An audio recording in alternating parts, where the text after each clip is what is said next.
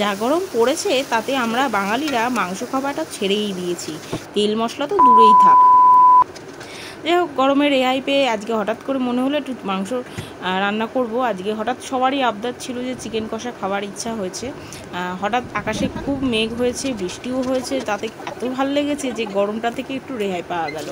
তার জন্য চটপট করে সব কিছু রেডি করে নিয়ে আমি বসে পড়লাম রান্না করতে। প্রথমত এখানে আমি কড়াইতে তেল দিয়ে গোটা জিরে, গোটা তেজপাতা, শুকনো লঙ্কা ফোড়ন দিয়ে ওর মধ্যে আমি আলুগুলোকে ভেজে নিয়েছি। আর যারা যারা আলুটাকে খুব পছন্দ করে তারা আমার মতন অবশ্য করেই আলুটা দিয়ে থাকো।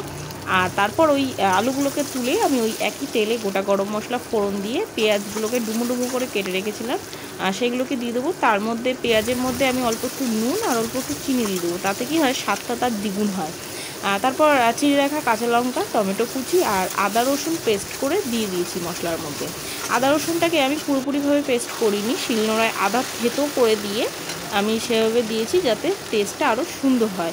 আগেকার দিনের মানে যারা রান্না করতো তারা এইভাবে প্রায় রান্না করতো। একদিন তোমরাও করে দেখো এইভাবে রান্না, তাহলে দেখবা আরে মাংসের রান্নার মানে স্বাদটা আরও দ্বিগুণ বেড়ে যাবে।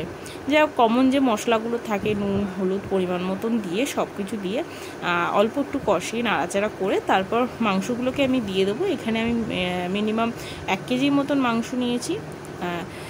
আমাদের মানে কি বলবো, আমাদের তো সব মানে যে কিছুতেই মানে কোনো না কোনো কিছুতে না কিছুতেই এটা মাংস তো সব কিছুতেই থাকে খাবারের মধ্যে। গরমের মধ্যে আমরা মানে এতটাই অসুস্থ হয়ে পড়েছি যে গরমের মধ্যে আর কিছু খেতে ইচ্ছে করতো না। তার জন্যই আমরা মানে মানে বৃষ্টি হলেই মানে সুযোগ পাই যে কিছু না কিছু মানে কোনো একটা রিচ খাবার।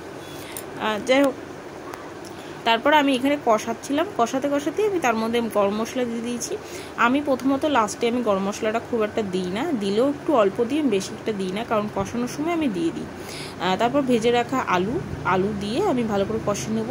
তারপর কিছুক্ষণ কষানোর পর টক দই ছিল, টক দই দিয়ে ভালো করে আমি কষিয়ে নেবো। যেহেতু আমি প্রথমে টক দই দিই না, আমি কিছুটা কষানো হয়ে গেলে তারপর আমি টক দইটা দিই, তাতে মাংসটা খুব সুন্দরভাবে সেদ্ধ হয়ে যায়। ভালো করে কষানো হয়ে গেলে আমি অনেকক্ষণ ধরে কষিয়ে নেবো। যতটুকুন কষানো হবে তত আরও ভালো টেস্ট হবে। দেখতে পাচ্ছ খুব সুন্দরভাবে তেল ছেড়ে দিয়েছে, একদম মাখা মাখা হয়ে এসছে। এবার আমি পরিমাণ মতন জল দিয়ে দেবো।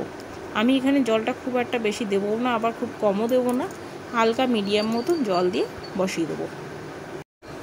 কিছুক্ষণ পর অনেকটা জল শুকিয়ে এসেছে, মাংসগুলো সেদ্ধ হয়ে গেছে, আলুগুলো প্রায় সেদ্ধ হয়ে গেছে। আমি বেশ খুব একটা মাখা মাখা করবো না, আমি লাস্টে অল্প সামান্য গরম মশলা দিয়ে নামিয়ে দেবো। পরিবেশন করে দিয়েছি, পরিবেশন করেছি 2টো পরোটা দিয়ে, একটা মিষ্টি দিয়ে।